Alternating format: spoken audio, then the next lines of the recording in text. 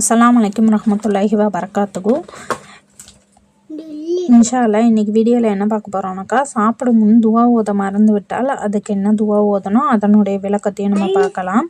ஒருவர் பிஸ்மில்லா கூறாமல் சாப்பிட ஆரம்பித்து கடைசி கவலத்தை வாயில் வைக்கும்போது நினைவு வந்து பிஸ்மில்லாஹி அவ்வளஹு வாஹிரஹு, இதன் ஆரம்பத்திலும் கடைசியிலும் அல்லாவின் பெயரை கூறுகிறேன் என்று கூறியதை கண்டு நபி அவர்கள் புன்முறுவல் பூத்துவிட்டு கூறினார்கள்.